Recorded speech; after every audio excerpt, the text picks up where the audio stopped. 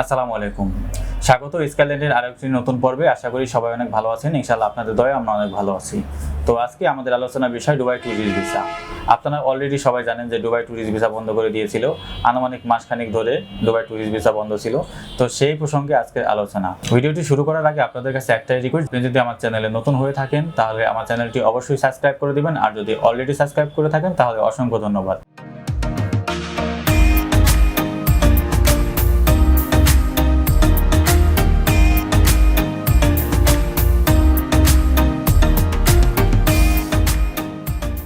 তো আপনারা অলরেডি জানেন যে দুবাই 1 মাসের ভিসা, 2 মাসের ভিসা এগুলো বন্ধ হয়ে গেছিল। তো অনেকে আমাদের কাছে প্রশ্ন করেছেন ভিসাগুলো কবে খুলবে কিংবা ভিসাগুলো কিভাবে তারা পেতে পারে। তো ভিসাগুলো টোটালি বন্ধ ছিল, যার কারণে ভিসাগুলো আপনারা এখনো কোনো আপডেট পান নাই। তো অবশেষে ভিসাগুলো খুলে দিয়েছে, এটা আমাদের জন্য একটি সুখবর। বাংলাদেশ এবং পাকিস্তানের জন্য ভিসাগুলো বন্ধ করে দিয়েছিল, এখনো মোটামুটি বাংলাদেশিদের জন্য খোলা আছে।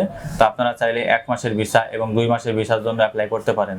তবে পার্টনার ভিসা যারা করবেন কিংবা ইনভেস্টর ভিসা যারা করবেন তাদের জন্য নতুন করে অনেক নিয়মকানুন তৈরি হয়েছে। তো আপনারা চেষ্টা করবেন যে নতুন করে যে নিয়মকানুনগুলো তৈরি হয়েছে সেই নিয়মকানুনগুলো আগে জানবেন, বুঝবেন, এরপর আপনারা পার্টনার ভিসা কিংবা ইনভেস্টর ভিসাগুলা আপনারা লাগাবেন। তো আজকের ভিডিও এই পর্যন্তই।